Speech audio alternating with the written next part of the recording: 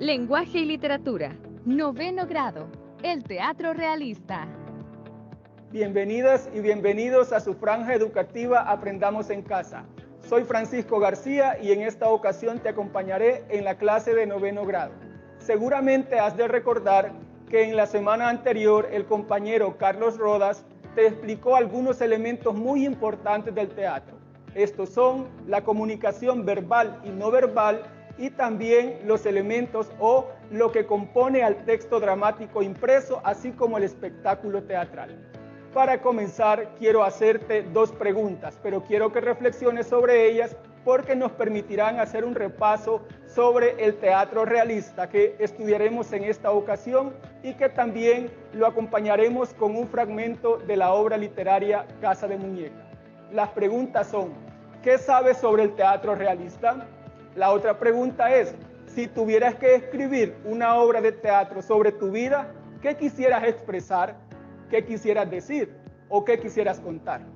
Bien, seguramente me dirás que quisieras contar sobre un suceso importante en tu familia, una situación personal, un recuerdo, pero el teatro realista, como lo veremos más adelante, no retoma solo elementos positivos de la vida, sino que el teatro realista manifiesta o expresa a través del arte, en este caso el espectáculo teatral, situaciones de la vida cotidiana, problemáticas sociales, situaciones que afectan a la sociedad y principalmente a los más vulnerables.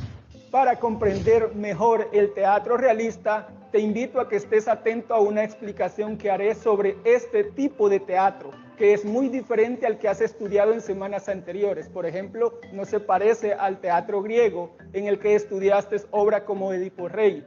Ahora veremos este tipo de teatro con sus características. Te invito a que estés atento y que también puedas tomar apuntes, que es una estrategia muy importante al momento de analizar un texto o escuchar un discurso oral. Bien, para comprender el teatro realista debemos conocer el movimiento literario en el que surge. El movimiento literario se llama el realismo. El realismo surge en la segunda mitad del siglo XIX y se da principalmente en Europa. ¿Por qué? Porque se están sucediendo algunos hechos políticos, sociales. Hay un crecimiento de la burguesía y se establece como la clase dominante. La industrialización y el crecimiento de la urbanidad, así como de la clase trabajadora, hace que queden a la vista muchos problemas. Es así que el teatro retoma estas problemáticas sociales y nos presenta a personajes muy comunes, personajes de la vida cotidiana. Esto hace que el espectador o el lector de este tipo de teatro pueda comprender lo que está sucediendo.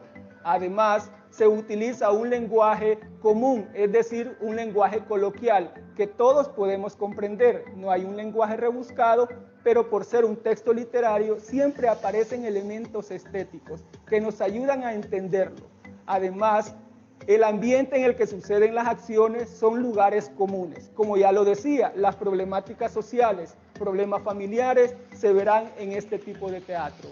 Y por supuesto, el realismo no solamente se da en el teatro, también se da en otro tipo de texto. Para que puedas aclarar algunas dudas que tengas sobre este movimiento literario, te hago la invitación para que veas el siguiente video en el que te explicarán mejor qué es el realismo. Siguiendo con los videos de literatura universal, hoy veremos el realismo, sus características y sus principales representantes. En la segunda mitad del siglo XIX, con el progreso de la revolución industrial y gracias al avance de la tecnología, se desarrolla el capitalismo, en el que se va generando una relación deshumanizada entre la burguesía y la clase obrera que provoca muchas protestas. Por estos años también Marx y Engels publican el Manifiesto Comunista y aparece el socialismo.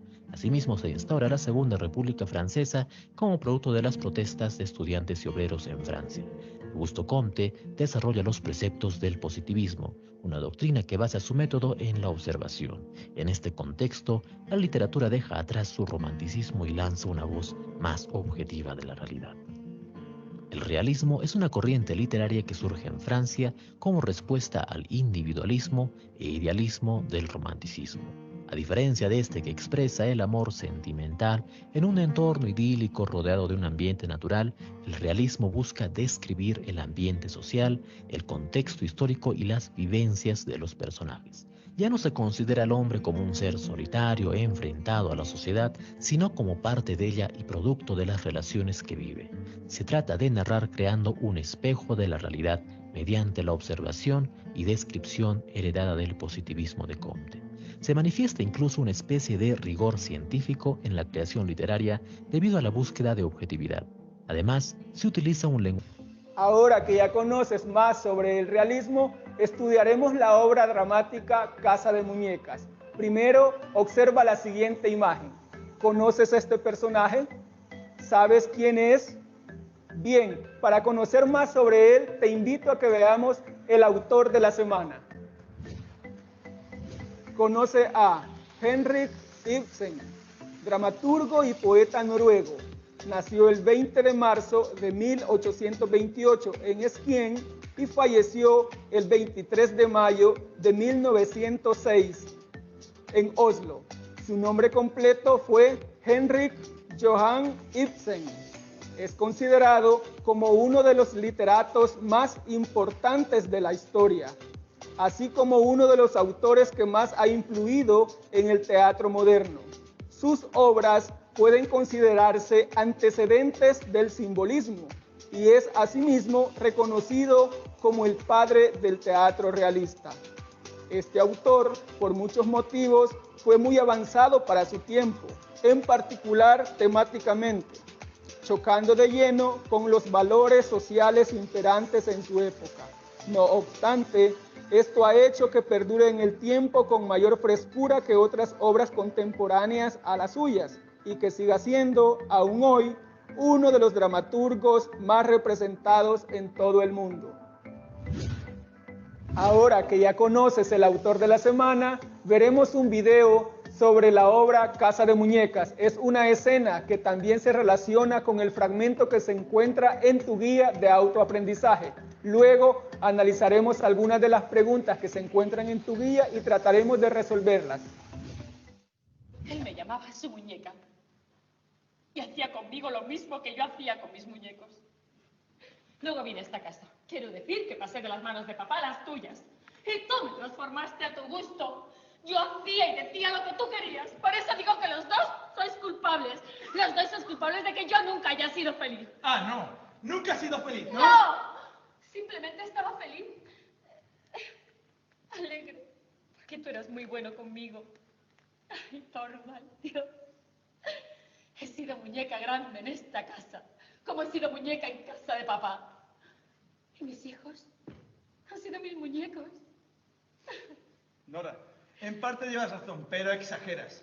A partir de hoy va a cambiar todo. Se acabó el tiempo de jugar, de los jueguecitos. Ha llegado la hora de la educación. ¿La educación? ¿Cuál? ¿La mía o la de los niños? La tuya y la de los niños. Lo siento, pero esto es superior. Desde luego que necesito estar sola. Tú no puedes ayudarme en esto. No puedes ayudarme en esta tarea.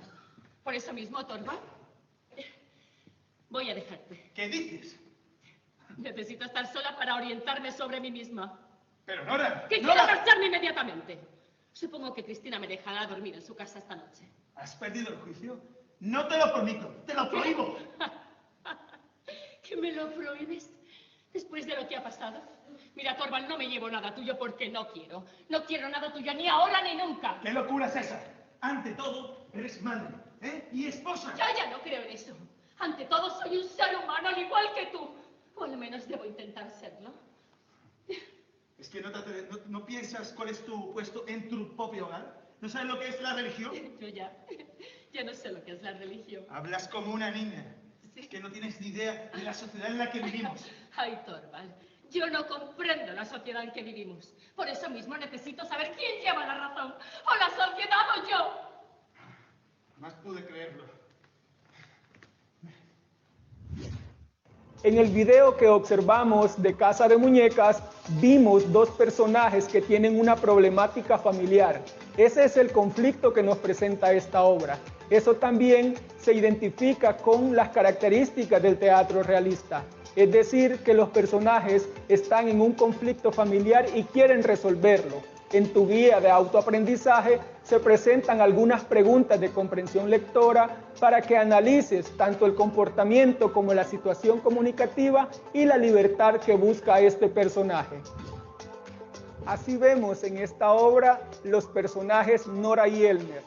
Ellos tienen un comportamiento que transita durante la obra. Al inicio, Elmer, por su parte, se muestra dominante y al final se siente triste porque Nora lo abandona.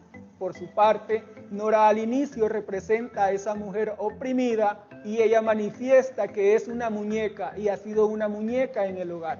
Al final, ella demuestra y se reivindica como mujer, demostrando que tiene derechos al igual que Elmer. Esa es una de las preguntas que te hace en tu guía de aprendizaje. Otra pregunta está relacionada sobre el sentido o significado de las palabras. Para poder encontrar el sentido de algunas expresiones, lo que debes hacer es identificar qué quiso decir el autor. Eso te ayudará a comprender que lo que está explícito en el texto no es siempre lo que el autor quiere decir, sino que en el fondo hay un mensaje. Al final la guía te pregunta que argumentes o que digas por qué la obra se considera del teatro realista. Ya hemos estudiado al inicio este movimiento, hemos visto las características. Estoy seguro que podrás responder a cada una de ellas.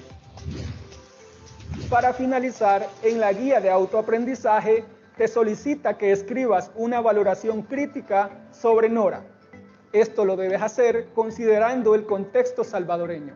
Si llegaste tarde a esta clase, puedes visitar el canal de YouTube Aprendamos en Casa El Salvador y ampliar tus conocimientos. Hasta la próxima.